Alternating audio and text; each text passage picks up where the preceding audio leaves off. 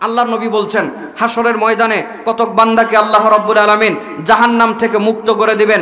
এই বান্দা যাদেরকে আল্লাহ জাহান্নাম থেকে মুক্ত করে দিলেন বলছেন যাও তোমরা জান্নাতে চলে যাও, দিলাম তোমাদেরকে জান্নাত দিয়ে দিলাম। কিন্তু এরা জান্নাতের দরওয়াজাতে গিয়ে জান্নাতে প্রবেশ করে না, উল্টা এসে আল্লাহকে কি জানি বলছে। কি বলছে? আল্লাহর নবী বলছেন কারা বলবে? মিনাল মুমিনিনা, ইমানদাররা বলবে। কাকে বলবে? লি রব্বিহিম, তাদের রবকে বলবে। কি ব্যাপারে বলবে? ফি ইখওয়ানিহিম, তাদের ওই সমস্ত ভাইদের সম্পর্কে বলবে। আল্লাযীনা উদখিলুন নার, আল্লাহ যাদেরকে অলরেডি জাহান্নামে ঢুকিয়ে দিয়েছে। এতটুকু কি বুঝলেন? কতক মানুষকে আল্লাহ জান্নাত দিয়ে বলছে যাও জান্নাতে যাও, এরা জান্নাতে যায় না। আল্লাহকে বলছে আল্লাহ না আমরা জান্নাতে যাব না। কেন রে জান্নাতীরা জান্নাতে যাবি না কেন? জান্নাতে ঢুকিস না কেন? যা, তোদেরকে তো জান্নাত দিয়ে দিলাম, জান্নাতে প্রবেশ কর। তারা আল্লাহকে বলবে আল্লাহ আমরা শুধু জান্নাতে যাব না। কেন? বলছে আমাদের কিছু ভাই বন্ধু ওদেরকে আমরা জাহান্নামের মধ্যে দেখতে পাচ্ছি, ওদেরকে ছাড়া আমরা জান্নাতে যাব না। সুবহানাল্লাহ বললেন না? ক্বালু ইয়াকুলুনা, আল্লাহর নবী বলছেন তারা বলবে। ইয়াকুলুনা জমার সিগা আছে। এইরকম কত সংখ্যক লোক থাকবে এটা কে ভালো জানে? কে ভালো জানে? আল্লাহই ভালো জানে। আল্লাহর নবী বলছেন কত ওই লোকগুলো, ওই অসংখ্য লোকগুলো আল্লাহকে এবার যুক্তি দিবে। আল্লাহকে বলবে রব্বানা, প্রতিপালক, ইখওয়ানুনা, আমাদের ওই সমস্ত ভাই যাদেরকে আপনি জান্নাতে দিয়েছেন, জাহান্নামে দিয়েছেন, কানু ইউসাল্লুনা মাআনা, ও আল্লাহ আমরা একসাথে সালাত আদায় করতাম। ওয়ায়াসুমুনা মাআনা, আমরা একসঙ্গে সিয়াম পালন করতাম। একসঙ্গে সিয়াম পালন করতাম মানে একসঙ্গে তারাবি পড়তাম। একসঙ্গে সিয়াম পালন করতাম মানে একসঙ্গে ইফতার করতাম। ও আল্লাহ আমাদেরকে জান্নাত দিলেন, ওদেরকে জাহান্নাম দিয়ে দিলেন। আবার আল্লাহকে বলবে ওয়ায়াহুজ্জুনা মাআনা, ও আল্লাহ আমরা একসাথে হজ করেছি। দেখবেন যখন হজে যায়, উমরাতে যায়, আপনজন ভাই বাদার বন্ধুদেরকে বলে নিয়ে একসাথে যাওয়ার চেষ্টা করে যে চলো একসাথে যাই, একটু সুবিধা হবে, ভালো সুবিধা পাওয়া যাবে, মজা হবে। জোরে বলেন ঠিক কিনা? তো আল্লাহকে বলবে আল্লাহ একসঙ্গে সালাত আদায় করলাম, একসঙ্গে সিয়াম পালন করলাম, একসঙ্গে হজ পালন করলাম, আমরা জান্নাতে ওরা জাহান্নামে। না আল্লাহ হবে না, ওদেরকেও জান্নাতে দেন আল্লাহ, ওদেরকেও জান্নাতে দেন আল্লাহ। আসাদ্দা মুজাদালা, আল্লাহর সঙ্গে বারবার কথা হতে থাকবে। আল্লাহ এক পর্যায়ে বলবেন ঠিক আছে ইজহাবু, ও জান্নাতীরা যাও, ফাআখরিজু, বের করে আনো, মান আরাফতুম মিনহুম, তোমরা জাহান্নামের মধ্যে যাদেরকে চেনো আমি আল্লাহ পারমিশন দিলাম তাদেরকে জাহান্নাম থেকে বের করে নিয়ে আসো। তাহলে ভালো মানুষদের সঙ্গে যতক্ষণ থাকবেন, আপনি যদি জাহান্নামেও যান ওরা আপনাকে পরকালে আল্লাহর কাছে সুপারিশ করে করে জান্নাতে নিয়ে যাবে।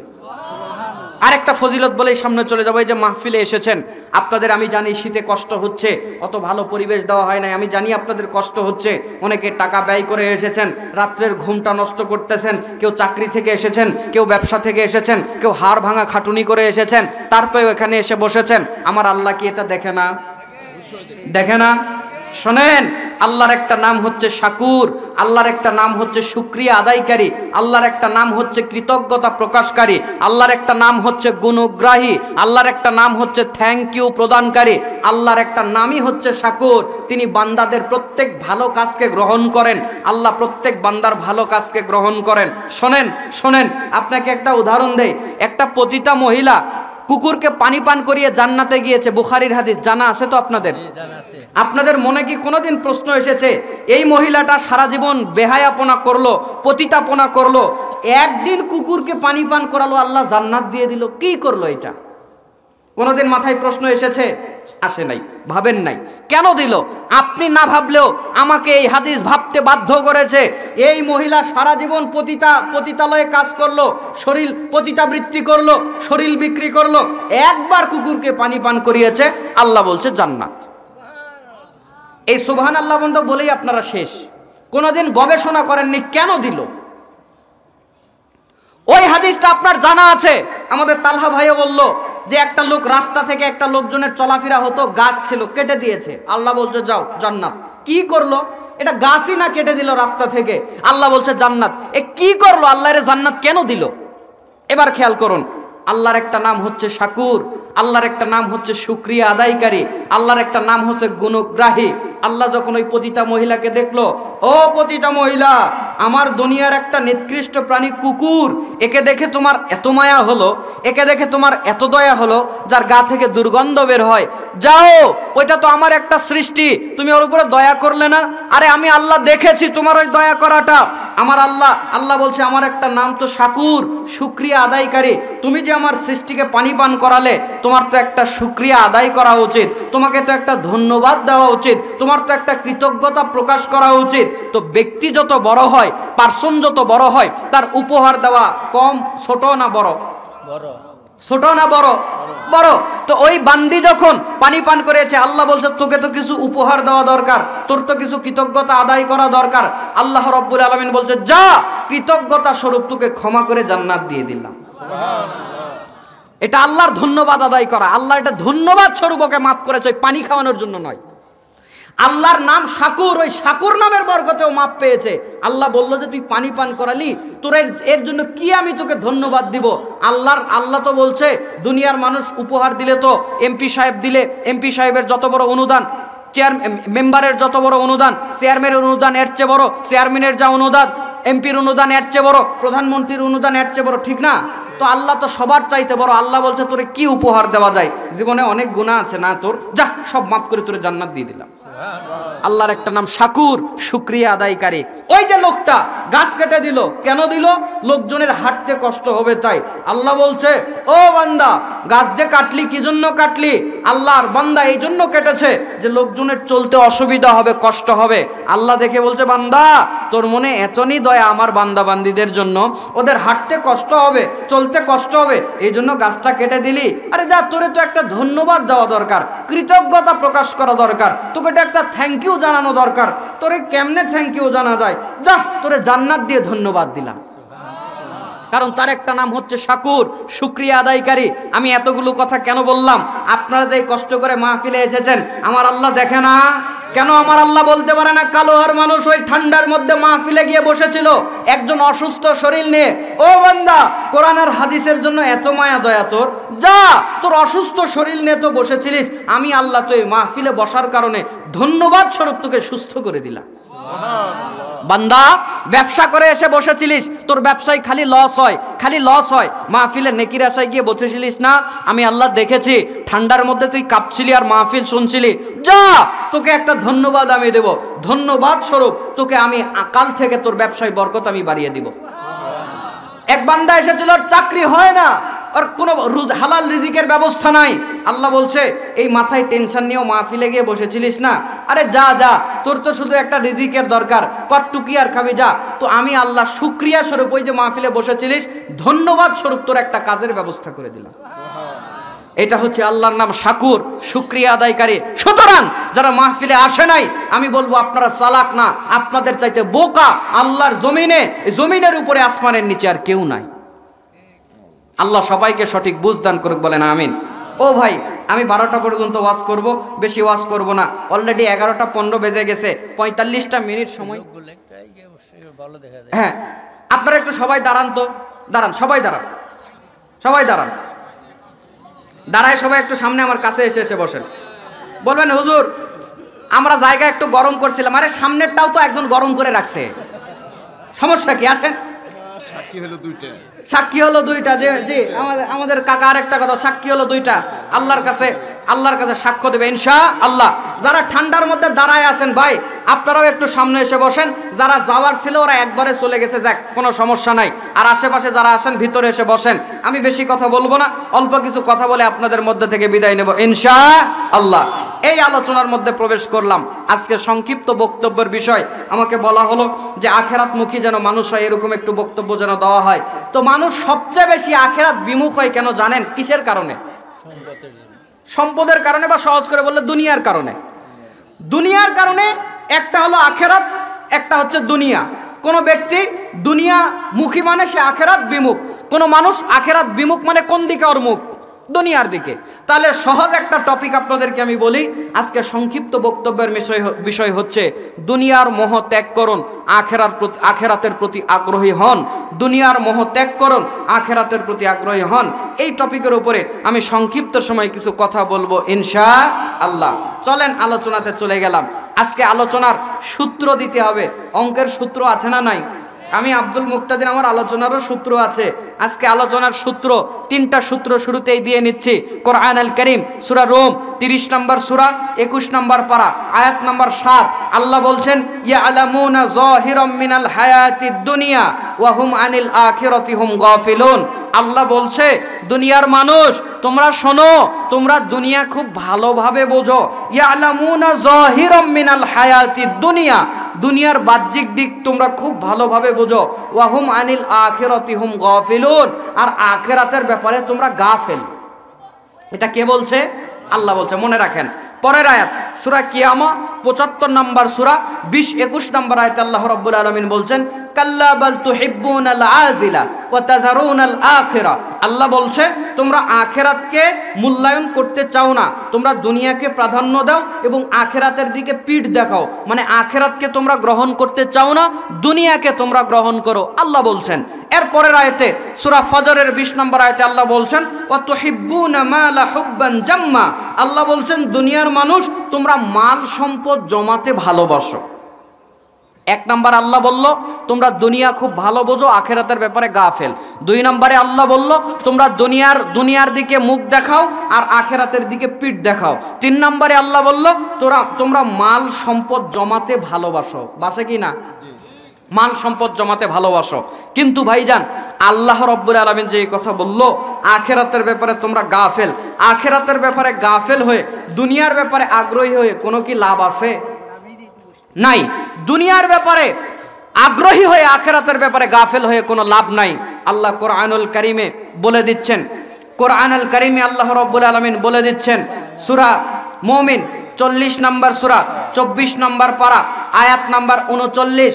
এছাড়া কোরআন আল করিম সূরাতুশ শুরা 42 নম্বর সূরা 21 নম্বর পারা আয়াত নাম্বার 47। কোরআন আল করিম সূরাতু মুহাম্মদ 47 নম্বর সূরা 26 নম্বর পারা আয়াত নাম্বার 37।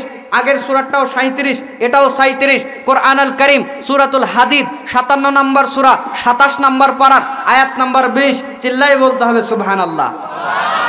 এই কয়টা আয়াতে আল্লাহ রাব্বুল আলামিন বলছেন ইন্নামা হাযিহিল হায়াতুদ দুনিয়া ও মাতাউ ইন্নাল আখিরাতা হিয়া দারুল করার।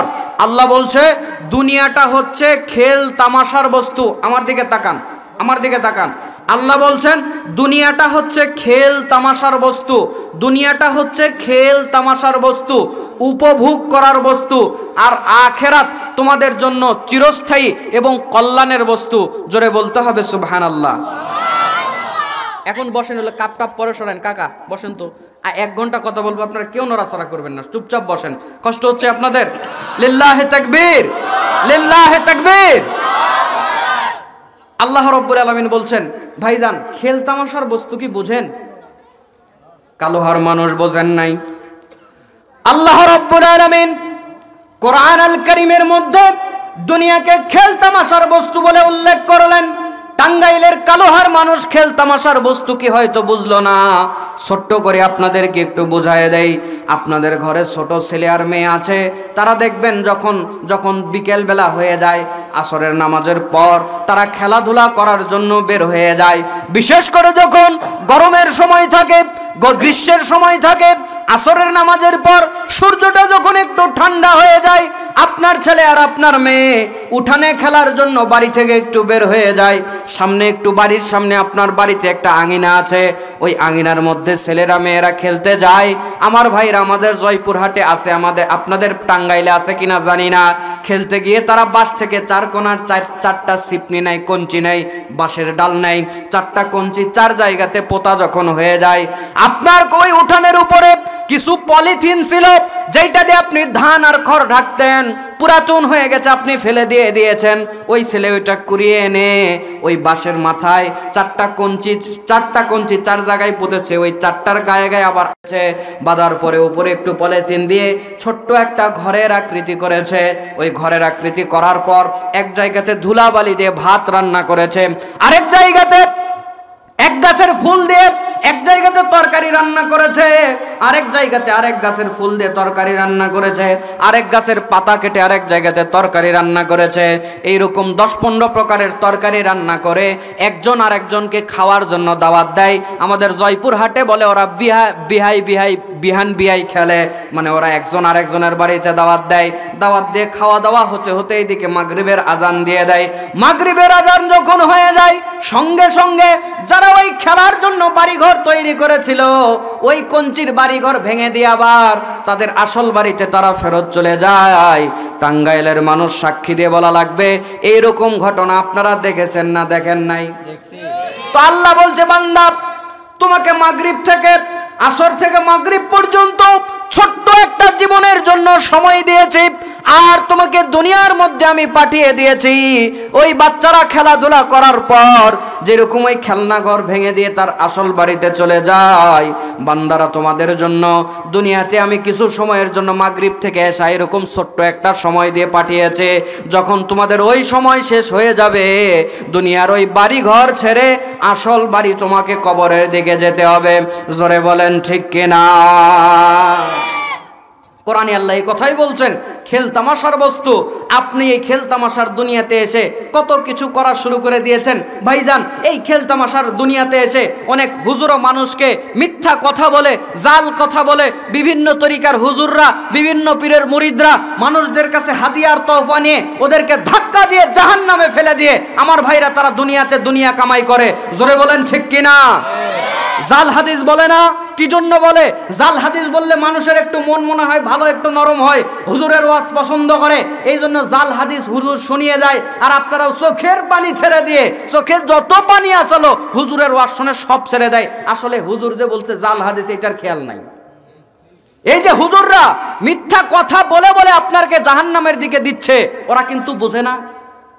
কি কোন বোঝে না? আল্লাহর নবী এদের ব্যাপারে সাবধান করেছে।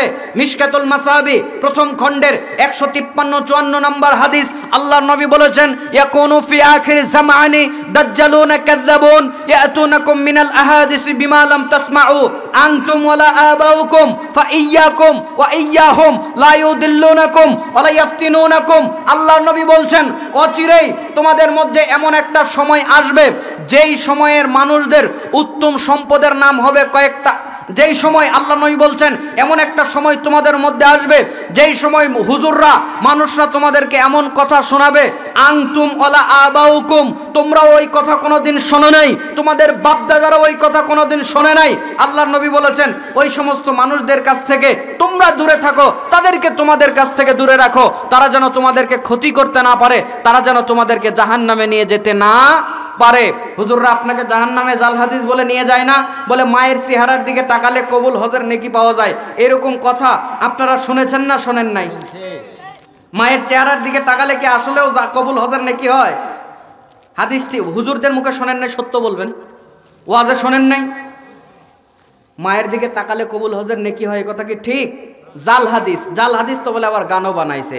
তোরা দেখবি যারা খোদার ঘর আপন মায়ের দিকে নজর কর, তোরা দেখবি যারা খোদার ঘর আপন মায়ের দিকে নজর কর। মায়ের দিকে চাইলে ছেলের হবে একটা হজ আকবর, আপন মায়ের দিকে নজর কর। সুবহানাল্লাহ না নাউজুবিল্লাহ? আপনাকে ধোকা দিয়ে বোকা বানিয়ে জাহান্নামে নিয়ে যাচ্ছে। আর একদল আবার বলছে আব্দুল কাদের জিলানী মায়ের পেট থেকে 18 পারা কোরআন মুখস্থ করে বের হয়েছে। সুবহানাল্লাহ না নাউজুবিল্লাহ? সুবহানাল্লাহ না নাউজুবিল্লাহ? আল্লাহ কোরআনুল কারীম সূরা নাহাল 16 নম্বর সূরা 14 নম্বর পারা 78 নম্বর আয়াত আল্লাহ বলছেন, আল্লাহু আখরাজাকুম মিন বুতুনি উম্মাহাতিকুম লা তা'লামুনা শাইয়া। আল্লাহ বলছে তোমাদেরকে তোমাদের মায়ের পেট থেকে বের করেছে এমন অবস্থায় যে তোমরা কিছুই জানতে না। তো আল্লাহ বলছে কিছু জানতে না, আব্দুল কাদের জিলানী 18 পারা কোরআন কেমনে নিয়ে আসে? আর ওইটা বলেন আর সুবহানাল্লাহ বলেন আপনি।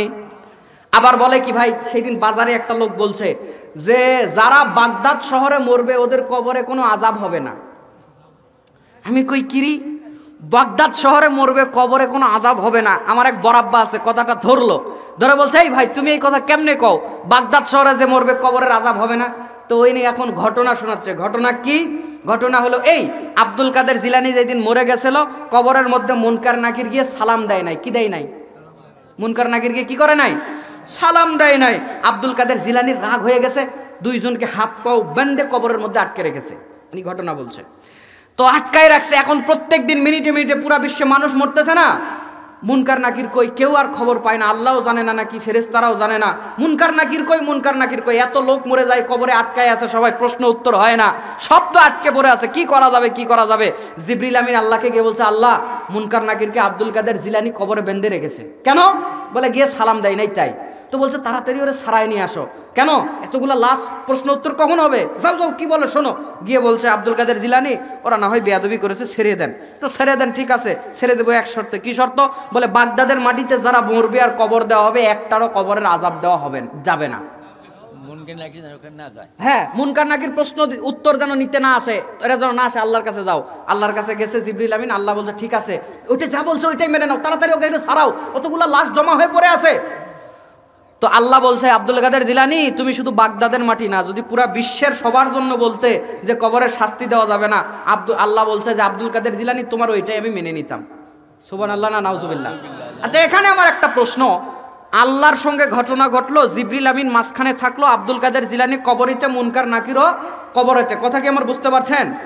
এই ঘটনা বাইরে আসলো কেমন করে? আমার কথা বোঝেন। কবরে আব্দুল কাদের জিলানী, ফেরেশতাও কবরে, বান্দা ওইদিকে জিবরিল আমিন, ওইদিকে আল্লাহ। তো এই ঘটনা কবর থেকে বের হলো কেমন করে? ওই একটা প্রশ্ন করছে, ওই সৌ মেরে ওখান থেকে চলে গেছে, আর কিছু বলে নাই।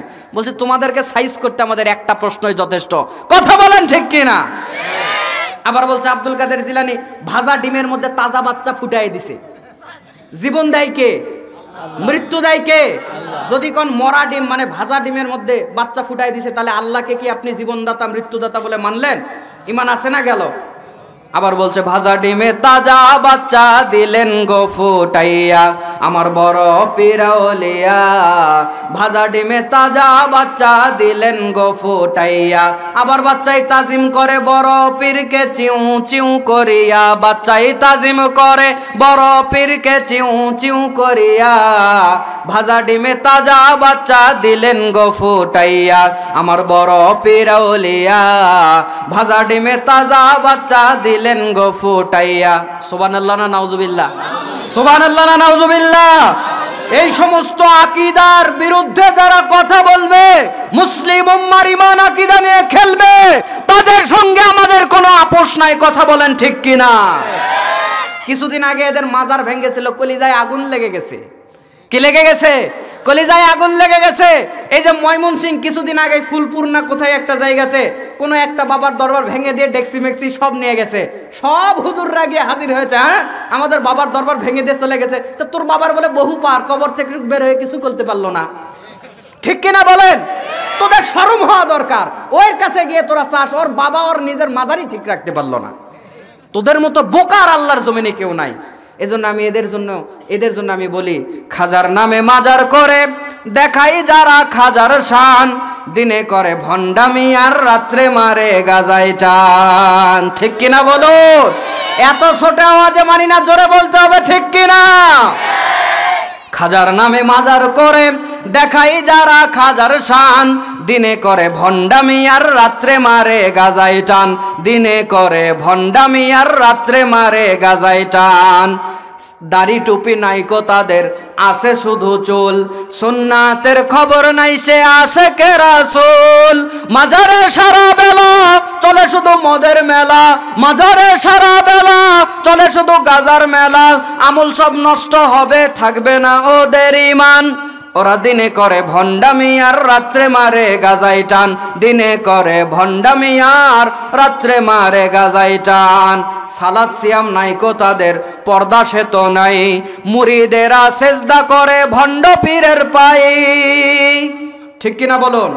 সালাত সিয়াম নাই কো তাদের, পর্দা সে তো নাই। মুরিদেরা সেজদা করে ভণ্ড পীরের পায়ে, মাজারে সারা বেলা চলে শুধু নেশার মেলা, মাজারে সারা বেলা চলে শুধু গাজার মেলা। আমল সব নষ্ট হবে, থাকবে না ওদের ঈমান। ওরা দিনে করে ভণ্ডামি আর রাত্রে মারে গাজাই টান, দিনে করে ভণ্ডামি আর রাত্রে মারে গাজাই টান। কথা বলেন ঠিক কিনা?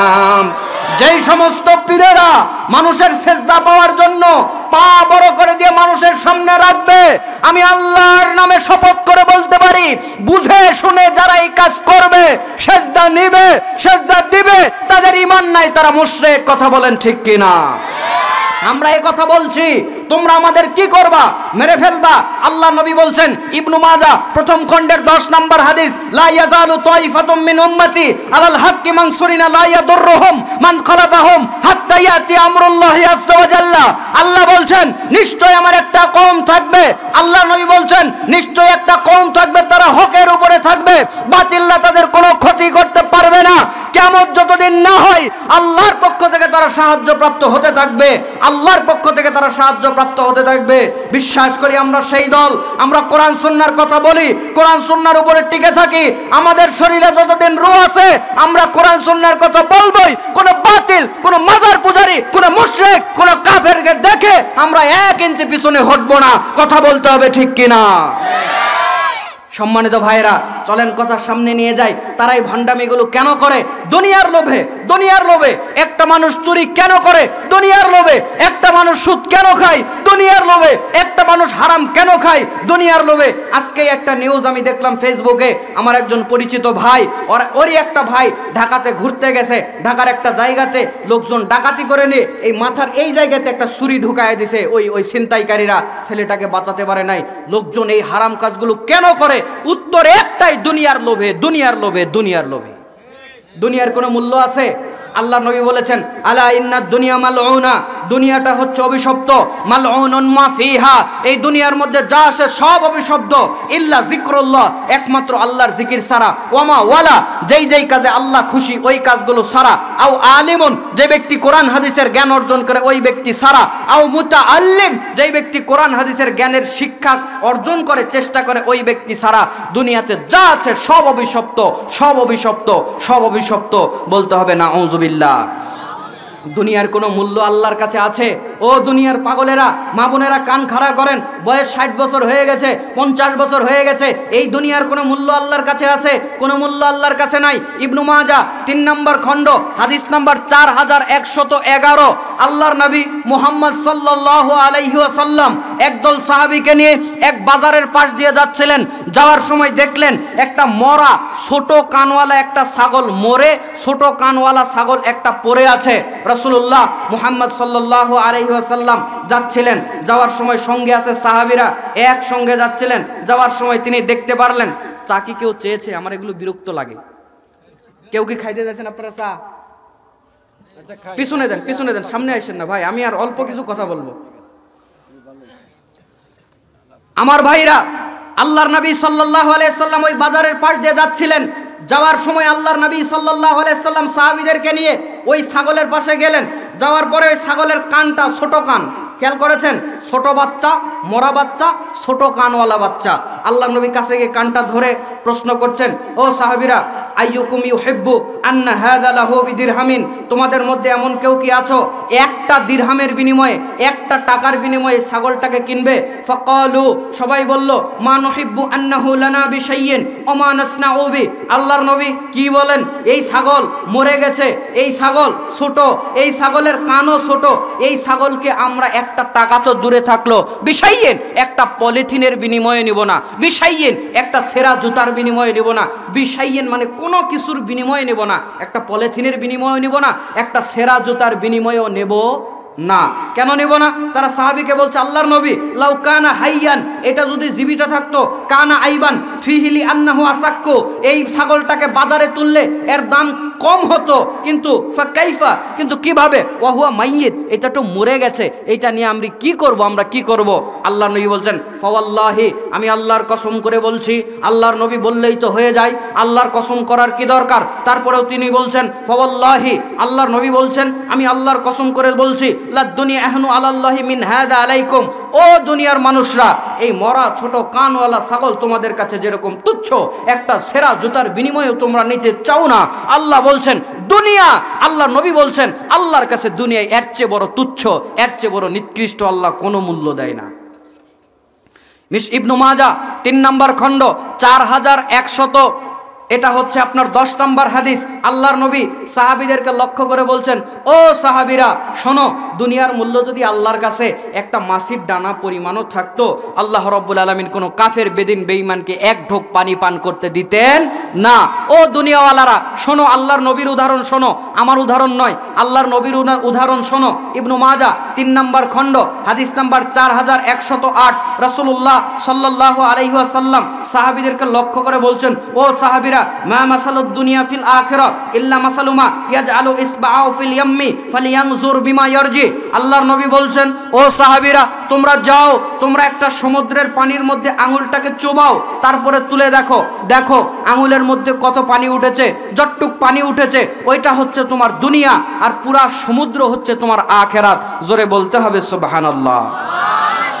উদাহরণটা খেয়াল করেন ভাই, আপনি একটা গ্লাস নেন, পরে সমুদ্র, পরে একটা গ্লাস নেন, বড় এক গ্লাস পানি নেন, আঙুলটাকে চুবান, তুলে দেখবেন শেষ এক বিন্দু ছোট্ট পানি আপনার আঙুলের মাথা দিয়ে পড়বে। আল্লাহ নবী বলছেন ওই এক ফোঁটা পানি হচ্ছে তোমার দুনিয়া, গ্লাসের মধ্যে নয়, সমুদ্রের মধ্যে ডুবিয়ে তোলো, আর তুলে দেখো কতটুকু তুলতে পেরেছে। পৃথিবীর সবচেয়ে বড় ধনী, পৃথিবীর সবচেয়ে বেশি ধনী যেই লোকটা, আল্লাহ নবী বলছে ওই আঙুলের মাথায় যতটুক পানি উঠেছে, পৃথিবীর তোমাদের সবচেয়ে বড় ধনী হচ্ছে ওর সম্পদ অতটুকু আখিরাতের তুলনায়। জোরে বলেন না সুবহানাল্লাহ। এই একটা উদাহরণ যদি বোঝেন, আপনার জন্য জীবন আপনার চলার পথে সহজ হয়ে যাবে। তাহলে দুনিয়ার কোনো মূল্য আল্লাহর কাছে নাই। শোনেন, দুনিয়াতেই আপনাকে দুনিয়ার মানুষ কোনো মূল্য দেয় না। সহিহ মুসলিম কিতাবুজ যুহদি ওয়া রাকাইকের প্রথম হাদিসটা খুলবেন, আল্লাহর নবী সাল্লাল্লাহু আলাইহি ওয়াসাল্লাম বলেছেন, আদম সন্তান বলে এই সম্পদটা আমার, ওই সম্পদটা আমার, এইটা আমার, ওইটা আমার, বলে কি না? কিন্তু আল্লাহ নবী বলছেন নিশ্চয় আদম সন্তানের সম্পদ হচ্ছে 3টা, মা আকালা ফা আফনা ওয়া লাবিসা ফা আবলা আও আওতা ফাক্তনা। তার কাছে কেউ কিছু চেয়েছে, এই যে মসজিদের জন্য চাওয়া হয়েছিল দিয়েছেন, এই যে আপনার কাছে ফকির চাই দিয়েছিলেন, অসহায় মানুষ চাই দিয়েছিলেন, ভালো ভালো কাজে ব্যয় করেছিলেন। আল্লাহর নবী বলছেন ওয়ামা সিওয়া, সেইটা জমা করেছে, এছাড়া ফাহুয়া জাহিবুন ওয়া তারিকুহু লিন-নাস, সে সব কিছু মানুষের জন্য ছেড়ে চলে যায়। কালোহা টাঙ্গাইলের মানুষ নিজের পকেটও চিনেন না, মানুষের পকেটও চিনেন না। বলছেন হুজুর আমি ইনকাম করে আপনার পকেটে দেই, বলতে পারেন আপনারা আমার পকেট চিনি না, তো আমি ইনকাম করে আপনার পকেটে দেই, আপনি আপনার পকেট চিনেন না। উদাহরণস্বরূপ আপনাকে বলছি, একটা ব্যাংকে আপনি 5 লাখ টাকা জমা করেছেন, আপনার নাম আব্দুল সালাম, 5 লাখ টাকা জমা করেছেন, বলেন এটা কার পকেট, আপনার না মানুষের? মানে ব্যাংকে রেখেছেন এই জন্য মানুষের বলছি তা না, খেয়াল করুন।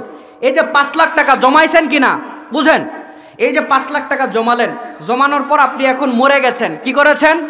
মরে গেছেন। এই যে 5 লাখ টাকা ব্যাংকে আছে না কবরে চলে গেল? কথা কি আমার বোঝা যায় নাকি? শেষ করে দেব, কষ্ট হচ্ছে আপনাদের? এই যে 5 লাখ টাকা ব্যাংকে রাখলেন, আপনি মরে গেছেন, টাকা দুনিয়াতে আছে না নাই? আছে। এখন কথা হলো আপনি মরে যাওয়ার পর 3-4 দিন পর আপনার বউ বাচ্চা ছেলেরা মিলে একটা রেজুলেশন করবে। যারা একটু ব্যাংকিং সিস্টেম বোঝেন খেয়াল করেন, ওই কাগজে লেখা থাকবে আমার বাবার নাম আব্দুর রহিম, তিনি মারা গেছে, আপনাদের ব্যাংকে 5 লক্ষ টাকা জমা রেখে চলে গেছে, এই টাকাটা আমরা চাই। আমি তার বড় ছেলে আব্দুল সালাম, আপনার বড় মেয়ে রুকেয়া সই দিয়ে দিল, আমার আব্বা মরে গেছে, আপনাদের ব্যাংকে 5 লাখ টাকা রেখে মরে গেছে, টাকাটা আমাদের কাছে হস্তান্তর করুন রুকেয়া। এরকম করে আপনার বউ, আপনার পরিবারের লোকজনেরা 500 জন একটা রেজুলেশন করে ব্যাংকে জমা দিবে, ব্যাংকওয়ালারা দেখে শুনে আপনার পরিবারের কাছে 5 লাখ টাকা হস্তান্তর করবে নাকি? ঘটনা কি তাই নয়? তাই এখন বলেন, এই যে 5 লাখ টাকা জমা করে রেখে মরে গেলেন, আপনি মরে গেছেন, কবরে 3-4 দিন মাত্র হয়েছে, টাকা লুটে পুটে ভাগ করা শেষ। এখন বলেন টাকা কার পকেটে জমিয়েছিলেন, আপনার পকেটে না মানুষের পকেটে? বুঝেছেন? তবে আপনার একটা জমা আছে, কোনটা? এই যে মসজিদে দান করলেন, ভালো কাজে ব্যয় করলেন, ফকিরকে দিলেন, মিসকিনকে দিলেন, এই একটা জমা আল্লাহর কাছে আছে না নাই? তো আপনি মরে গেছেন, ওই 5 লাখ টাকা তো এলাকার মানুষ কেউ পাইলো না, আমিও পাইলাম না, তো আমরা সবাই মিলে টাঙ্গাইলের মানুষ কি করলাম, যে ওর তো দানের অনেক নেকি আছে, অনেক জমা আছে, ওর ওই দানের নেকি ওই 5 লাখ তো খাইতে পারলাম না, ওর দানের 5 লাখ টাকা আমরা এলাকার সবাই রেজুলেশন করে আল্লাহর দরবারে দরখাস্ত করে আল্লাহকে বলি, আল্লাহ ওর তো অনেক দানের সওয়াব আছে, ওর তো পরিবারেরা সব টাকা খেয়ে নিল, তোমার কাছে রেজুলেশন পাঠাইলাম, ওর নেকিগুলো আমাদেরকে ভাগ করে দেন। জোরে বলেন হবে? জোরে বলেন হবে? তাহলে বলেন, ওইটা যেটা রেখেছিলেন ওইটা হচ্ছে আপনার পকেট, কেউ নিতে পারে না। ব্যাংকে যেটা রেখেছেন ওইটা মানুষের পকেট, মরার সাথে ভাগ করা শেষ। আদম সন্তান নিজের পকেটও চিনো না, মানুষের পকেটও চিনো না। মানুষ তোমার সঙ্গে মরার পরে কোনোদিন ভালো আচরণ করবে না। কিতাবু যুহদি ওয়ার রাকাইকের 3-4টা হাদিস পড়বেন, এই হাদিসও পেয়ে যাবেন। আল্লাহর নবী বলেছেন, নিশ্চয় একটা মানুষ যখন মরে যায়, ইয়াতবাউল মাইয়িতা সালাসা, একটা মানুষ যখন মরে যায় 3টা জিনিস তাকে অনুসরণ করে করে কবর পর্যন্ত যায়। ফায়ারজি উসনান, 2টা জিনিস ফেরত আসে। ওয়ায়াবকা ওয়াহিদ, তার সঙ্গে কবরে একটা জিনিস থাকে। ইয়াতবাউহু আহলুহু ওয়া মালুহু ওয়া আমালু, তাকে অনুসরণ করে করে কবর পর্যন্ত তার আপনজনেরা যায়, তাকে অনুসরণ করে কবর পর্যন্ত তার বাড়ির সম্পদ যায়, তাকে অনুসরণ করে কবর পর্যন্ত তার নেক আমল যায়। 3টা জিনিস যায়, 2টা জিনিস ফেরত আসে, তার আপনজনেরা ফেরত আসে, তার সম্পদ ফেরত আসে। আল্লাহ নবী বলছেন ওয়ায়াবকা ওয়াহিদ, তার সঙ্গে মাত্র একটা জিনিস থাকে, তার নাম হচ্ছে আমল। কথা বুঝতে পেরেছেন? তাহলে কবরে একটা মানুষ গেলে কয়টা জিনিস যায়? 3টা জিনিস যায়। 1, তার ভালো কাজ যায়। 2, তার আপনজন যায়। 3, তার কিছু মাল সম্পদ যায়। টাঙ্গাইলের মানুষ অনেকেই বুঝলো না, আপনজন কবর দিতে যায় বুঝলাম, কিন্তু আমল যায় তাও বুঝলাম, কিন্তু একটা মানুষের সম্পদ আবার কবরে যাওয়ার সময় কি যায়? জানাজার খাট। জানাজার খাট তো এটা খাসের জিনিস। ওর বাড়ি থেকে কবর খনন করার জন্য 2টা কোদাল গেছে, এটা কার বাড়ির সম্পদ? ওর বাড়ির সম্পদ। মাটি তোলার জন্য 2টা টুকরি গেছে, ঝুড়ি গেছে, আমাদের জয়পুরহাটের ভাষায় গামলা বলে, ডিশ বলে, টুকরি বলে, ঝুড়ি বলে, যাই বলেন, ওটা গেছে, ওর বাড়ির সম্পদ। কবর খনন করতে করতে মোটা একটা আম গাছের শিকড় বেরিয়েছে, ওই শাবল দিয়ে কাটার জন্য বাসা থেকে একটা শাবল নিয়ে গেছে, এটা এর বাড়ির সম্পদ। আল্লাহর নবী বলছেন, ওই যে তাকে এবার বাঁশ দিয়ে ঘেরা হবে, বেড়া দেওয়া হবে, বাড়ি থেকে 2টা দাগ আছে বাঁশ কাটার জন্য, এটা তার বাড়ির সম্পদ। আল্লাহর নবী বলছেন, আপনজনেরা যায়, দা কুড়াল খন্তা বাসা থেকে যায়, আপনজনেরা ফেরত আসে, ওর দা কুড়াল খন্তা পর্যন্ত ফেরত আসে, একমাত্র তার আমল ছাড়া কবরে আর কিচ্ছু তার সঙ্গে থাকে না। এসি বাড়ি, হিটারওয়ালা বাড়ি, হাই হাই, টাইলসওয়ালা টয়লেট, বাথরুম, অনেকের বাড়িতে আমরা দেখেছি ভাই এমন আধুনিক ব্যাপার সেবার, ওর মধ্যে যে কেমনে ঢোকা লাগে। আমি পাবনাতে এক জায়গাতে গেছি, এক প্রোগ্রামে, এক বাড়িতে ওয়াশরুম ব্যবহার করার জন্য গেছি মাহফিলের প্রোগ্রামে, দরজা আর খোলে না, দরজা খোলে না। আমি কই এ কি বেকায়দা, দরজা খোলার কোনো ধাক্কাও দেওয়ার কিছু হয় না, কিছুই হয় না, আমার আর মাথায় খেলতেছে না। তো ওখানে হাঁটতে হাঁটতে চলতে চলতে দেখলাম 2টা পা দানি আছে, বুঝছেন, মানে পা দেওয়ার 2টা দাগ আছে, জায়গা মতো পা পড়ে গেছে, দরজা এমনি খুলে গেছে। আমি কই জারি বাপ রে বাপ, এই টয়লেট কবে বানাবো, কবে এটা ইউজ করবো? অটোমেটিক। আল্লাহ বলতেছে তোমার বানানোও লাগবে না, ইউজ করা লাগবে না, বানাবে ওরা, ব্যবহার করবে তোমরা। বোঝেন নাই মনে হয়? বহু কম্বল আছে, বহু জায়গা আছে, মানুষ আগে হুজুরকে দিয়ে বলে আগে হুজুর ওই কম্বলে থাক, তারপর জামাইরে থাকতে দেব। জোরে বলেন ঠিক কিনা? এরকম নিয়ত থাকে না? তো আমি বলছি আল্লাহ এমন টয়লেট কবে বানাবো, কবে ইউজ করবো? আল্লাহ মনে হয় বলে তুই বানানোও লাগবে না, কিছু করা লাগবে না, ওরা বানাবে, তোরা ইউজ করবি। যাই হোক, যে কথা বলছিলাম, এই যে এত কিছু বানিয়েছেন, আল্লাহ বলছে সব ছেড়ে কবরে যেতে হবে, কোনো কিছু তোমার সঙ্গে থাকবে না। তাহলে বুঝতে পারছেন দুনিয়ার কোনো মূল্য আছে? ও টাঙ্গাইলের মানুষ, একটু কি কথা অন্তরে ঢোকে? দুনিয়ার কি কোনো মূল্য আছে? নাই। আরো কথা সামনে নিয়ে যাই, চলেন দেখেন, আরো ভালো লাগবে। আল্লাহর নবী বলেছেন, এই হাদিসটা আপনি পেয়ে যাবেন 2337 নম্বর হাদিস, তিরমিজি। আল্লাহর নবী বলছেন, আদম সন্তানের যদি 2টা সোনার পাহাড় থাকে, আদম সন্তান বলবে আরেকটা থাকলে ভালো হতো। আদম সন্তানের যদি 3টা থাকে, বলে আরেকটা থাকলে ভালো হতো।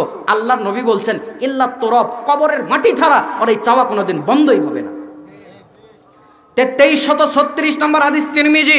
সময় অল্প, শুধু দলিল বলছি, কোরআন হাদিস বলছি, কষ্ট হচ্ছে। কোরআন হাদিসের দলিল ছাড়া কোনো কথা শোনা যাবে? কোনো আমল করা যাবে? আরেকটা কথা মনে পড়ে গেছে, বলেই নেন। যদি কোরআন হাদিসের দলিল প্রমাণ ছাড়া কোনো কথা বলেন আর কোনো কাজ করেন, কোনো আমল করেন, আপনি আল্লাহকে মানেন না, ওই ব্যক্তিকে মানেন। কথা বুঝতে পেরেছেন? আপনি আল্লাহকে মানেন না, ওই ব্যক্তিকে মানেন। বলছেন হুজুর একটু হিসাব ভালো করে মিলাই দেন তো, ভালো করে বুঝলাম না। আমার ভাইরা, ধরেন একটা মানুষ আপনাকে জিকির দিল, এই যে কিছুদিন আগে দেখবেন জিকির করে মুর্শিদ আমার হুজুরি শাহ, কি মহিমা জানে, গলায় লসি বানায় আস্তে আস্তে টানে, এমন সাউন্ড, তারপর হিমতে হিমতে না কি জানি বের করলো, ওই সাউন্ড আমি নাক দিয়েও বের করতে পারি না, মুখ দিয়েও বের করতে পারি না, ও কোন দিক দিয়ে বের করছে ওই ভালো জানে। তো এখন এই যে জিকিরটা করে, যদি বলেন হুজুর দলিল দেন, দলিল ছাড়া আমরা কোনো কথা মানি না, তখন বলবে আমাদের তরিকাতে আছে, দলিল তরিকা পর্যন্ত শেষ। বলবেন হুজুর দলিল দেন, বলে আমাদের আকাবিররা করেছে, দলিল আকাবির পর্যন্ত শেষ। বলেন হুজুর দলিল দেন, বলছে আমাদের ওই বুজুর্গরা করেছে, বুজুর্গ পর্যন্ত শেষ। যেই আমলের দলিল তরিকা পর্যন্ত গিয়ে শেষ হয়, যেই আমলের দলিল বুজুর্গ পর্যন্ত গিয়ে শেষ হয়, যেই আমলের দলিল কোরআন হাদিস পর্যন্ত পৌঁছায় না, ওগুলো আমল নয়, ওগুলো ডাস্টবিনে ফেলে দিতে হবে। কথা বলেন ঠিক কিনা? বলবেন হুজুর দলিল কোরআন আল করিম সূরাতুত তাওবা 9 নম্বর সূরা আয়াত নাম্বার 31। আল্লাহ বলছেন ইত্তাবিউ আহবা, আল্লাহ বলছেন ইত্তাবিউ আহবারহুম ওয়া রুহবানাহুম আরবাবাম মিন দুনিল্লাহ। আল্লাহ বলছেন দুনিয়ার কত মানুষ আছে যারা তাদের পীর বুজুর্গদেরকে, মানে ইহুদি খ্রিস্টানদেরকে লক্ষ্য করে আল্লাহ বলছেন তাদের পোপ পাদ্রীদেরকে তারা আল্লাহর জায়গাতে বসিয়ে দিয়েছে। কার জায়গাতে? আল্লাহর জায়গাতে। তো আল্লাহ কোরআন এতটুকু নাজিল করলেন, ইত্তাবিউ না, ইত্তাখাযু আহবারহুম, আর আমার মাথায় এটা খেলছে যে কিছু একটা ভুল হচ্ছে, জি ইত্তাখাযু আহবারহুম ওয়া রুহবানাহুম আরবাবাম মিন দুনিল্লাহ। তো আল্লাহ বলছেন তারা তাদের উলিয়াদেরকে তাদের ইলার জায়গাতে, আল্লাহর জায়গাতে বসিয়ে দিয়েছে। এখন আল্লাহ এই কথা বলার পরে আল্লাহর নবীর সামনে নতুন একজন মুসলিম যার নাম আদি ইবনু হাতেম আসলো, যে হাদিসটা তিরমিজি 3095 এর মধ্যে আছে। গলার মধ্যে একটা ক্রুশ লকেট ঝুলায় নিয়ে আসলো। আমাদের ছেলেপেলেদের গলাতে থাকে না, আর এম এস এফ, যদি বলেন গলার মধ্যে আর কেন, বলছে আর তে রুজি না, ওরে ছাড়া বুঝি না, ওরে তো আর গলায় ঝুলিয়ে রাখতে পারি না, ওর নামের প্রথম অক্ষর রাখছি। ঠিক কিনা বলুন? তো ওই রকম একটা লকেট ঝুলায় নিয়ে আসলো। আল্লাহর নবী তাকে বলল আদি খোলো, তোমার গলা থেকে ওইটা খোলো।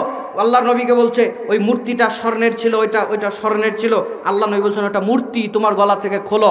খোলার পরে তিনি কোরআন বলার পরে কোরআনের তিনি এই আয়াতটি বললেন, ইত্তাখাযু আহবারহুম ওয়া রুহবানাহুম আরবাবাম মিন দুনিল্লাহ, নিশ্চয় তারা তাদের উলিয়াদেরকে, পীর বুজুর্গদেরকে, তাদের পোপ পাদ্রীদেরকে আল্লাহর আসনে বসিয়ে দিয়েছে। আদি ইবনু হাতেম আল্লাহর নবীকে ডাক দিয়ে বলছে, তিনি তো আরবি মানুষ, আরবি বোঝেন, তাকে তো আর ব্যাখ্যা করে দেওয়ার দরকার নেই। তিনি বলছে আল্লাহর নবী নিশ্চয় আমরা তাদেরকে আমাদের আল্লাহ বলে মানি না, আমাদের ইলাহ বলে মানি না। তখন আল্লাহর নবী বলছে ওরা যেটাকে হালাল বলে তোমরা কি ওইটাকে হালাল বলে মেনে নাও? ওরা যেটাকে হারাম বলে তোমরা কি ওইটাকে হারাম বলে মেনে নাও? আল্লাহর নবী বলছে তা তো নেই। তো আল্লাহর নবী বলছে এইটাই হচ্ছে ওদের ইবাদত করা। সুতরাং যেই মানুষরা কোরআন হাদিসের বাইরে কথা বলে আর আপনারা মেনে নেন দলিল ছাড়া, ওরা ওই সমস্ত মানুষের ইবাদত করে, আল্লাহর ইবাদত করে না। ওই হুজুর যদি আপনার জন্য জান্নাত বানায়, ওই হুজুরের জান্নাতে যায়েন, আল্লাহর জান্নাতে আপনি যাওয়ার আশা করতে পারেন না।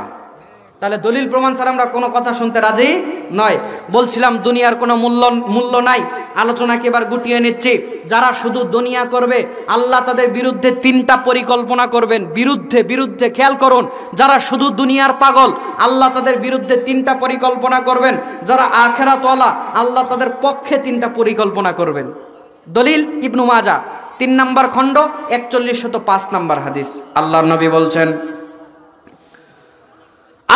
বলছেন মান কানাতিদ দুনিয়া হাম্মাহু, যেই মানুষের চিন্তা ভাবনার মধ্যে শুধু দুনিয়া কাজ করে, খাইতে যায় দুনিয়ার চিন্তা, মসজিদেও যায় দুনিয়ার চিন্তা, নামাজ পড়তে পড়তে দোকানের হিসাব, নামাজ পড়তে পড়তে পাওয়ার টিলারের হিসাব, নামাজ পড়তে পড়তে কত জায়গাতে পানি ছিঁচছে ওইটার হিসাব। জোরে বলেন আছে না নাই? আল্লাহর নবী বলছেন যেই মানুষ শুধু দুনিয়ার চিন্তা করে, মান কানাতিদ দুনিয়া হাম্মাহু ফাররাকাল্লাহু আলাইহি আমরাহু, আল্লাহ রাব্বুল আলামিন পরিকল্পনা করে ওই ব্যক্তির জীবনের কাজগুলোকে আল্লাহ হযবরল করে দেয়। 2 নম্বরে আল্লাহ বলছেন ওয়াজআলা ফাকরাহু বাইনা আইনাইহি, আল্লাহ রাব্বুল আলামিন পরিকল্পনা করে ওই ব্যক্তির চোখের সামনে অভাবকে ঝুলিয়ে রাখে। 3 নম্বরে আল্লাহর নবী বলছেন ওই মানুষটা দুনিয়া করার জন্য অনেক কিছু করে, অনেক দৌড়াদৌড়ি করে, কিন্তু আল্লাহর নবী বলছেন ইল্লামা কুতিবা লাহু, আল্লাহর তাকদিরে যা লিখে রেখেছে এর চাইতে বেশি ওই ব্যক্তি আর কোনো কিছু লাভ করতে পারে না। জোরে বলেন না নাউযুবিল্লাহ। অপরদিকে আল্লাহর নবী বলছেন ওমান কানাতিল আখিরাতু নিয়াতাহু, যেই মানুষের নিয়তের মধ্যে শুধু আখিরাত থাকে, আল্লাহ বলছেন জামা আল্লাহু লাহু আমরাহু, আল্লাহর নবী বলছেন আল্লাহ তার কাজগুলোকে সহজ করে দেন, গুছিয়ে দেন। ওয়াজআলা গিনাহু ফি কলবি, আল্লাহ তার অন্তরকে ঐশ্বর্যমণ্ডিত করে দেন। 3 নম্বরে আল্লাহর নবী বলছেন ও আতাতহুদ দুনিয়া ওয়া হিয়া রাগিমা, আল্লাহ পুরা দুনিয়ার নিয়ামত এনে ওই বান্দার সামনে সবগুলো হাজির করে দেন। জোরে কন্না সুবহানাল্লাহ।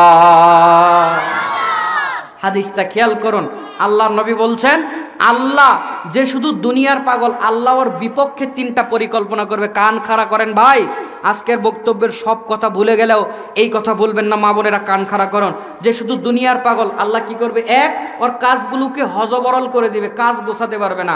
খালি ওরে বলবেন ভাই চলেন না একটু মাহফিল শুনতে যাই, ও ভাই কাজই শেষ হয়নি তুমি যাও তো। আরে আল্লাহ তোকে কাজে ব্যস্ত রেখেছে, তুই দুনিয়াওয়ালা আখেরাত করিস না, আল্লাহ ইচ্ছা করে তোর এই কাজ বেশি করে দেয়। 2 নম্বরে আল্লাহ বলছেন ওর চোখের সামনে অভাব ঝুলিয়ে রাখি। ও যদি দুনিয়াওয়ালা হয়, শুধু দুনিয়া করে আখেরাত করে না, আসরের নামাজের জন্য 5 মিনিট সময় নাই, মাগরিবের নামাজের জন্য 10 মিনিট সময় নাই, মাহফিলে যাওয়ার জন্য 1 ঘন্টার সময় নাই, এরকম কিছু লোক আছে না নাই? আল্লাহ বলছে তোর চোখের সামনে অভাব ঝুলিয়ে রাখবো। মানে ওই লোকটা যদি মাসে 1 লক্ষ টাকাও ইনকাম করে, মাস শেষ হওয়ার আগে টাকা শেষ, আরো 20,000 টাকা ধার হবে। কি করে? আল্লাহ ওরে এমন একটা ছেলে দিছে ভাই যে মদ ছাড়া কিছু খায়ই না, গাঁজা ছাড়া কিছু দেখেই না, আর মোটর সাইকেল ছাড়া চলেই না। আপনাদের এই টাঙ্গাইলে আসলে কিছু গজব দেখতে পাই আমরা। কত ছেলে আছে মোটর সাইকেল চালায়, যে সাইলেন্সারে কি জানি লাগাইছে।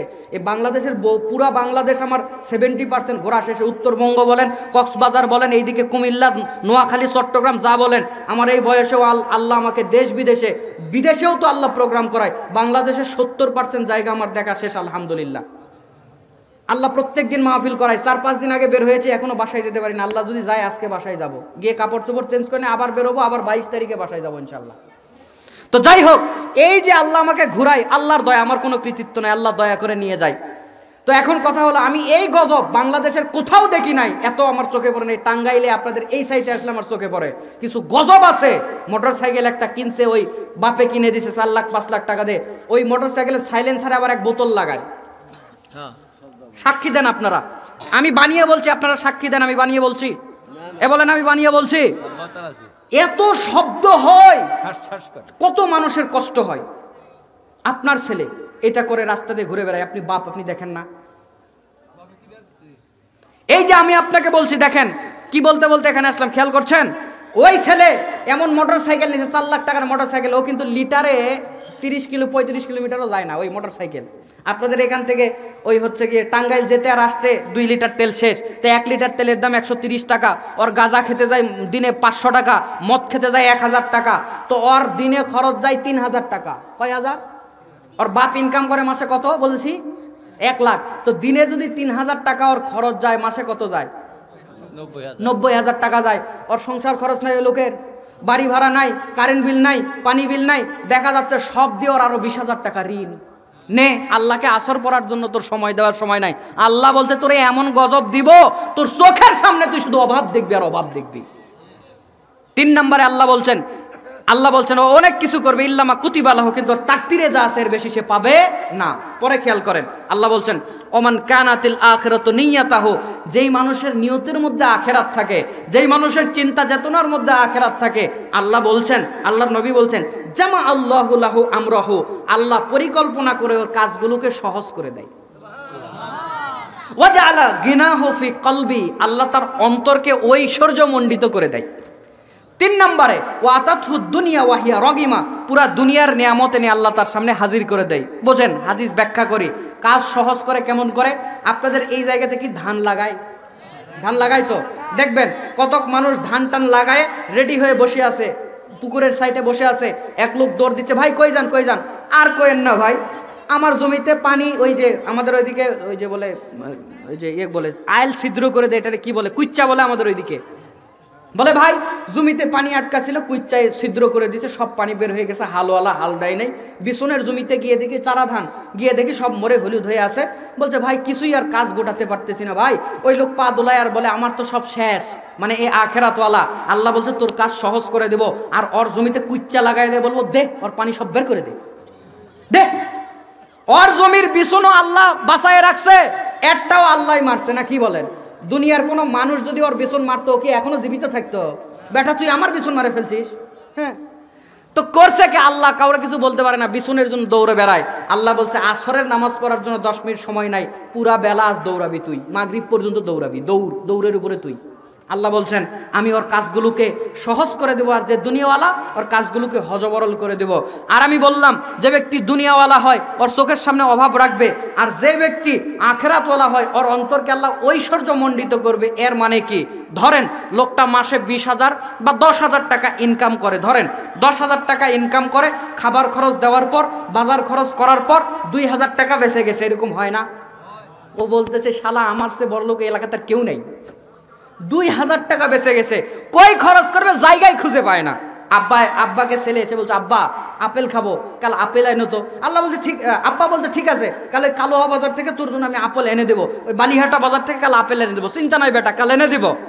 সকালবেলা হতেই ছেলের খালা এসেছে, 1 কেজি আপেল নিয়ে এসেছে, 1 কেজি কমলা নিয়ে এসেছে, 1 ফাইল বিস্কিট নিয়ে এসেছে, 1 ফাইল চানাচুর নিয়ে এসেছে। এবার বলেন আপেল খাওয়া হয়েছে না হয় নাই? ওই 2,000 খরচ করা লাগছে? আল্লাহ বলছে করা লাগবে না, তোর যা আছে ওইটা তোর জন্য যথেষ্ট করে দেব। লোকটা বলছে যাই একটু হোটেলে অমুক জায়গাতে ভালো খিচুড়ি বিরিয়ানি পাওয়া যায়, যাই একটু খেয়ে আসি। গিয়ে এক বন্ধুর সঙ্গে দেখা, ক্লাস 10-এর বন্ধু, গল্প করতে করতে দুজনেই খিচুড়ি খেলো। বিল দেওয়ার সময় ওই লোক 1,000 টাকা ভাবছে দিয়ে একটু ভাঙাই, বলতেছে বন্ধু এই কাম তুমি করো না বন্ধু, বিলটা আমি দেই, এতদিন পর দেখা বন্ধু, বিলটা আমি দেই। দিতেই দিল না। ওর আপেল খাওয়া হয় টাকা ভাঙানো লাগে না, খিচুড়ি খাওয়া হয় টাকা ভাঙানো লাগে না। আল্লাহ বলছে তোরে যা দিছি তোর জন্য এটা যথেষ্ট হবে, তোর টাকা ভাঙানো নিয়ে তোর অত চিন্তা কেন, তুই খাবি কিন্তু তোর ভাঙ্গাও লাগবে না। সুবহানাল্লাহ বলেন না? তো আল্লাহ বলছে তোর অন্তরকে ঐশ্বর্য মণ্ডিত করে দেব, মানে যা আছে এটা তোর জন্য যথেষ্ট করে দেব, তোর অল্প থাকলেও অভাব তুই চোখে দেখবি না। 3 নম্বরে আল্লাহ বললেন ইল্লামা কুতিবালাহু, ওর ব্যাপারে বললেন যে ওর তাকদিরে যা আছে দুনিয়াওয়ালা এর বেশি পায় না। আর এর ব্যাপারে বলছেন আল্লাহ ওর সামনে পুরা দুনিয়া এনে হাজির করে দেয়। দুনিয়া এনে হাজির করে দেয় মানে কি? আপনি বলবেন তার সামনে কি সব আছে? ভাইজান আপনাকে ছোট্ট করে এর ব্যাখ্যাটা করি। সময় যে 12টা বেজে গেল, আপনাদের কি কষ্ট হবে? আর 15 মিনিট বলি, ভালোই লাগছে বলতে, আর 15 মিনিট বলি।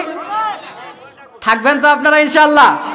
দেখি কারা কারা থাকবেন, দেখি লিল্লাহে তাকবীর, লিল্লাহে তাকবীর। কোনো বাধা বিপত্তি আমাদেরকে ঠেকাতে পারবে না। আসুক না যত বাধা, যত ঝড় সাইক্লোন, রাসূলের পথে মোরা চলবই।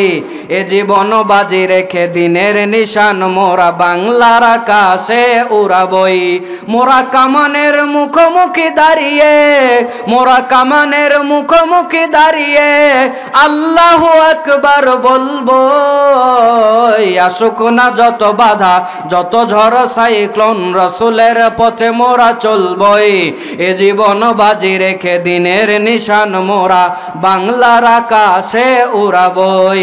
মোদের শরীরে বয় জিহাদি রক্ত, প্রাণে প্রাণে বিপ্লবী ঝংকার। তাকবীরে তাকবীরে বাতিলের মসনদ, কত ভেঙে করেছি যে চুরমার, কত ভেঙে করেছি যে চুরমার। মোদের শরীরে বয় জিহাদি রক্ত, প্রাণে প্রাণে বিপ্লবী ঝংকার। তাকবীরে তাকবীরে বাতিলের মসনদ, কত ভেঙে করেছি যে চুরমার, কত ভেঙে করেছি যে চুরমার। কথা বলেন ঠিক কিনা? লিল্লাহে তাকবীর।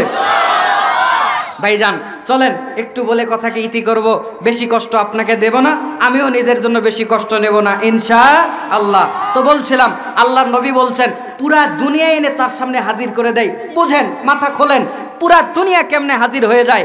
আল্লাহর নবী বলছেন, ওই হাদিসটা নাসায়ে রয়েছে, মুসনাদে আহমদে রয়েছে, এছাড়াও বিভিন্ন হাদিস গ্রন্থে রয়েছে। আল্লাহর নবী বলেছেন পুরা দুনিয়া হচ্ছে সম্পদ, কিন্তু এর মধ্যে সবচেয়ে সুন্দর, সবচেয়ে দামি সম্পদের নাম হচ্ছে একজন নেককার মহিলা। এই হাদিস জানা আছে আপনাদের? তাহলে পুরা দুনিয়া কি সম্পদ, এর মধ্যে সবচেয়ে সেরা সম্পদের নাম কি? একটা সৎ স্ত্রী, একটা নেক স্ত্রী।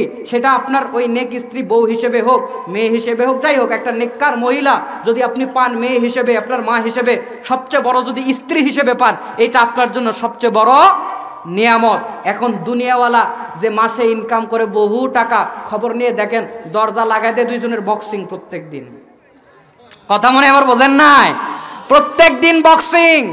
আর হুজুরের বউ, হুজুর যাওয়ার আগেই রেডি, এক গ্লাস শরবত গরমে গেছে, এক গ্লাস শরবত, কত কিছু খাবার দাবার জিনিস রেডি করে নিয়ে বসে আছে। কারেন্ট যদি না থাকে হুজুরকে একটু বাতাস করে। আখেরাতওয়ালা, এ নিজেও আখেরাতওয়ালা, বিয়েও করেছে আখেরাতওয়ালা, তাদের সংসারের মধ্যে অন্যরকম এক শান্তির পরিবেশ বহমান। আর যারা ওই দুনিয়াওয়ালাদেরকে বিয়ে করেছে, ভার্সিটির মাল বিয়ে করে এনেছে, ওরই শরীর চলে না, পারলে ওর আপনি আনা, পারলে আরো সেবা করে দেন। ঠিক কিনা বলুন? ঠিক কিনা বলুন? তাহলে আল্লাহর সামনে পুরা দুনিয়া এনে হাজির করে দিল, কেমনে আপনার সেবা করবে বলেন তো? ঝগড়া করবে না তো কি করবে? খালি আপনি বউয়ের সামনে এসে ভাবির প্রশংসা করেন, বলে অমুক বাড়ির ভাবিটা কি সুন্দর রে, পুতুলের মতো দেখতে। বউয়ের সামনে এসে এই কথা বলতেছেন, বউ বলতেছেন কে আমি সুন্দর না? বলে তুই দেখতে, তোর চোখ তো গরুর চোখের মতো। হ্যাঁ, তোর চোখ তো গরুর চোখের মতো। খবরদার, বউকে কোনোদিন বলবেন না এরকম কথা। যদি বলেন 5-10 বছর আপনাকে আর ভালোবাসবে না। কথায় কথায় বলবে যাও ভাবিই তো সুন্দর, ভাবির কাছে যাও। যদি রান্না বান্না করে বলেন রান্না তোমার খুব সুন্দর হয়েছে, তাও বলবে কেন আমারটা সুন্দর হবে কেন, ভাবিই তো তোমার কাছে সুন্দর লাগে, যাও অমুক ভাবির রান্না খাও। বারবার খোটা দিবে, বারবার খোটা দিবে। যদি 5% জীবনে এই কথা মুখে আনবেন না, খালি প্রশংসা করবেন, খালি ওহো মহিলারা তো আছে, এটা সব শুনে গেল, তাহলে তো লাভ হবে না। ভাবলাম বাড়িতে গিয়ে অ্যাপ্লাই করবেন, মহিলারা তো সব শুনেই যাবে। মহিলারা একটু কান বন্ধ করেন, পুরুষদের জন্য একটু ওয়াজ স্পেশাল করে দেয়। বউয়ের খালি প্রশংসা করবেন। কি করবেন? পারবেন? কথা কয় না, পারবেন? বলবেন তোমার চোখ দেখতে হরিণীর চোখের মতো টানা টানা, তোমার ঠোঁটগুলো গোলাপের পাপড়ির মতো দেখতে, তোমার মতো এত সুন্দর মেয়ে আমি কোথাও দেখি না। আপনি যদি ঘরে বসে থাকেন আর বিদ্যুৎ চলে যায়, আর যদি হাত পাখাতে বাতাস করে, প্রশংসা শুনবে আর জোরে জোরে জোরে জোরে বাতাস দিবে, তৎক্ষণাৎ রেজাল্ট, তৎক্ষণাৎ রেজাল্ট। কথা বলেন ঠিক কিনা? খালি প্রশংসা করবেন, তাদের সঙ্গে বাজে আচরণ করবেন না। যদি শান্তি মতো থাকতে চান তাহলে এইটা করেন, না হলে কিন্তু টিকতে পারবেন না। ওদের মাথায় যে বুদ্ধি ভাই, আপনাকে 10 বার বেঁচে খাবে। এক মাস্টার মানুষ, হাঁসের কষ্ট হচ্ছে আপনাদের, একটা হাঁস কিনে এনে দে বলছে, ওই ঠান্ডার সময় বলছে বউ রান্না করো তো খুব সুন্দর করে ঝাল ঝাল করে। বউ রান্না করে বলছে, জামাই বলেছে আমার জন্য শুধু 2টা ওই রান রাখবা, রান চিনেন তো, এই 2টা রান রাখবো, বাকি তোমরা সব ভেগে ভুগে খাও, কোনো সমস্যা নেই। তো বউ রান্না করে দেখছে রান কত সুন্দর হয়েছে, এক পিস রান খেয়ে নিছে। তাহলে আর কয়টা থাকে? একটা। জামাইকে খাওয়ার সময় একটা রান দিছে, বলছে আর একটা কই? আমি তো বললাম 2টা আমার জন্য রাখো। বলছে এই হাঁসের একটাই রান, আর একটা নাই। কিরে একটাই রান, আর একটা রান নাই? কয় না না নাই। বলছে তুমি বললেই হবে নাই। বলছে না, অন্য হাঁস দেখায়। বলছে দেখো 2টা ঠ্যাং। তো বউ আর বলছে তুমি তো এক হাঁস দেখাইলে, আমি আরেক হাঁস দেখাবো। শীতের সময় দেখবেন হাঁস পুকুর থেকে পানি থেকে উঠে এক ঠ্যাং খাড়া করে, এক ঠ্যাং ওর লোমের মধ্যে নিয়ে থাকে কি থাকে না? বউ দেখায় দেয়, বলছে দেখ এই দেখ কয় ঠ্যাং আছে দেখ। বলছে তো এক ঠ্যাংই তো আছে। তো জামাই বলছে ওর এক ঠ্যাং, তো কয় ঠ্যাং? এক ঠ্যাংই তো দেখা যায়। একটা ঢিল নিয়ে জামাই ওইদিকে ছুঁড়ে মারছে, হাঁস 2 ঠ্যাং ছেড়ে দৌড় দিবে না। বউকে এবার বলছে দেখ কয় ঠ্যাং আছে? কয় 2 ঠ্যাং তো আছে। কয় তুমি হাট থেকে ওই হাঁস কেনার সময় এরকম ঢিল ছুঁড়েছিলে? বলছে তা তো ছুরি নাই। তাহলে ওই হাঁসের একই ঠ্যাং। চূড়ান্ত বুদ্ধি, কথাই জীবনে আপনার কাছে ঠেকবে না, দুনিয়া উল্টে দিবে, তাও আপনার কাছে আত্মসমর্পণ করবে না। আমি যদিও বিয়ে করি নাই, তারপরেও কিছু কিছু জানা আছে আমার কিন্তু বিয়ে হয় নাই, তারপরেও চেষ্টা করা হচ্ছে। দোয়া করেন আল্লাহ যেন সহজ করে দেয়, বলেন আমিন। ছেলেপেলেদেরকে বিয়ে দিয়ে দিবেন তো? বিয়ে দিয়ে দিবেন তো? আল্লাহ নবী বলেছেন 3 শ্রেণীর মানুষকে আল্লাহর সাহায্য করা ওয়াজিব, দায়িত্ব হয়ে যায়। 1655 নম্বর হাদিস, সালাসাতুন হাক্কুন আলাল্লাহি আউনুহুম আল মুজাহিদু ফি সাবিলিল্লাহ আল মুকাতাবুল্লাযী ইউরিদুল আদা ওয়ান নাকিহুল্লাযী ইউরিদুল আফাফা। আল্লাহর নবী বলছেন 3 শ্রেণীর মানুষকে আল্লাহর সাহায্য করা জরুরি হয়ে যায়। 1, যারা আল্লাহর রাস্তায় জিহাদ করে, আল্লাহ তাদেরকে সাহায্য করা জরুরি হয়ে যায়। 2, যারা কাজের বিনিময়ে বিক্রি হয়, মানে ভাই আপনার এই ইট 15,000 ইট আছে, আমি অমুক জায়গাতে পৌঁছাই দেবো, 5,000 টাকা চুক্তি। এই যে কাজের বিনিময়ে বিক্রি হলো, যে এই কাজটা করে দেওয়ার চেষ্টা করে, তাকে যিনি সাহায্য করেন তিনি কে? 3 নম্বরে আন্নাকিহুল্লাযী ইউরিদুল আফাফা, ওই যুবক ওই যুবতী যে নিজেকে পবিত্র রাখার জন্য বিয়ে করে, তাকে যিনি সাহায্য করেন তিনি কে? আল্লাহ। তাহলে যুবকদের বিয়ে দিয়ে দিবেন ইনশাআল্লাহ, বিয়ে দিয়ে দিবেন। তাহলে দুনিয়াওয়ালাদের বিরুদ্ধে আল্লাহ 3টা পরিকল্পনা করবে, আখিরাতওয়ালাদের পক্ষে আল্লাহ 3টা পরিকল্পনা করবে। আমরা আখিরাতওয়ালা হতে চাই কি চাই না? চাই। ভাইজান, আলোচনাকে গুটিয়ে নিচ্ছি। রাসূল সাল্লাল্লাহু আলাইহি সাল্লামের জীবন থেকে 2টা হাদিস আর সাহাবীদের জীবন থেকে একটা হাদিস বলে আমি আলোচনাকে ইতি করে নিচ্ছি ইনশাআল্লাহ। আল্লাহর নবী সাল্লাল্লাহু আলাইহি ওয়াসাল্লাম, যে হাদিসটা সহিহ মুসলিমে আছে, আল্লাহর নবী একদিন বাড়ি থেকে বের হলেন। খারাজা রাসূলুল্লাহ সাল্লাল্লাহু আলাইহি ওয়াসাল্লাম যাতা ইয়াউমিন আও লাইলাতিন। আল্লাহর নবী বলছেন, আল্লাহর নবী একদিন বাড়ি থেকে বের হলেন। আবু হুরায়রা বলছেন, আল্লাহর নবী একদিন বাড়ি থেকে বের হলেন। বাড়ি থেকে বের হওয়ার পর দিনে অথবা রাতে সময়টা বের হওয়ার পর তিনি দেখলেন যে আবু বকর, খারাজা রাসূলুল্লাহ সাল্লাল্লাহু আলাইহি সাল্লাম যাতা ইয়াউমিন আও লাইলাতিন ফা ইযা হুয়া বি আবি বকরিন ওয়া উমর। এমন সময় আবু বকর এবং ওমরও বাড়ি থেকে বের হয়েছে। আল্লাহর নবী প্রশ্ন করলেন, মা আখাযাহুমা। আল্লাহ নবী প্রশ্ন করলেন, আবু বকর ওমর, কোন জিনিসটা তোমাদেরকে বাড়ি থেকে বের করে নিয়ে আসলো? তারা বলছে, আল্লাহর নবী, ক্ষুধার কারণে আমরা বাড়ি থেকে বের হয়ে এসেছি। আল্লাহর নবী বলছেন ওয়াল্লাযী নাফসি বিয়াদি, যার হাতে আমার প্রাণ, তার কসম করে বলছি, তোমরা যে ক্ষুধার কারণে বের হয়েছো, আমি একই কারণে বাড়ি থেকে বের হয়েছি। জোরে বলেন না আল্লাহু আকবার। সাহাবীরা দুনিয়ামুখী ছিল না। সহিহ মুসলিম, সহিহ বুখারী, কিতাবুস সালাহ, বাবু নাউমির রিজালি ফিল মাসাজিদ, এই অনুচ্ছেদে একটি হাদিস রয়েছে। আবু হুরায়রা বলছেন, রাআইতু 70 মিন আসহাবিস সুফফা, আল্লাহর নবীর 70 জন এমন সাহাবীকে আমরা দেখেছি যারা বারান্দাতে থাকতো। সুফফা মানে কি? বারান্দা। সুফফা মানে বারান্দা, মানে মসজিদের বারান্দা নাই, বারান্দা থাকে না, সুফফা। তো এরা বারান্দাতে, মসজিদের বারান্দাতে ওদের থাকার জায়গা না। ইসলাম কবুল করছে, কারো সম্পদ কেড়ে নিছে, বাড়িঘর কেড়ে নিছে, এমনকি ওই যে আব্দুল উজ্জা, যার নাম পরে আব্দুল্লাহ রাখা হয়েছিল, তার কাপড়টা পর্যন্ত নিয়ে নিছে। তো ওদের থাকার জায়গা নেই, আল্লাহ নবী ওদেরকে থাকতে দিতেন। তো আবু হুরায়রা বলছেন, এরকম 70 জন মানুষকে আমি দেখেছি যাদের 2টা কাপড় একসাথে নাই। একটা কারো লুঙ্গি আছে, কারো গায়ের চাদর আছে। যাদের লুঙ্গি আছে, লুঙ্গি তো পরে আছে। যাদের গায়ে চাদর আছে, ওরা চাদরটাকে উপর থেকে ঝুলিয়ে রেখেছে। রাখার পর আল্লাহর নবী বলছেন, ওই যে চাদর যদি উপর থেকে ঝুলিয়ে রাখে, লুঙ্গি পরা নাই, আপনারা কি ঘটনাটা কেমন হবে বুঝতে পারছেন? হুজুর যদি কষ্ট না পান, আপনার এই চাদরটা একটু নিতে পারি? আপনাদেরকে বুঝাই দেই। দেখেন, সাহাবীরা তো এই যে চাদর, এই যে চাদরটা আপনাদেরকে আমি দেখাই দিই। দেখেন, এই যে চাদরটা, লুঙ্গি নাই, কি আছে? খালি একটা চাদর। এই চাদরটা সামনের দিক থেকেই দেন আর পিছন দিক থেকে দেন। এই যে এইভাবে দিলেন, ধরেন একটা চাদর পিছন দিক থেকে দেওয়ার পর ধরেন এই যে চাদরটা একদিকে খোলা আছে না নাই? তো আল্লাহ নবী বলছেন, ইয়াজমাউহু বিয়াদিহি কারাহিয়াতা আন তুরাউরাতু, তারা তাদের কাপড়কে এইভাবে হাত দিয়ে ধরে রাখতো যেন তাদের লজ্জাস্থান বের হয়ে না যেত।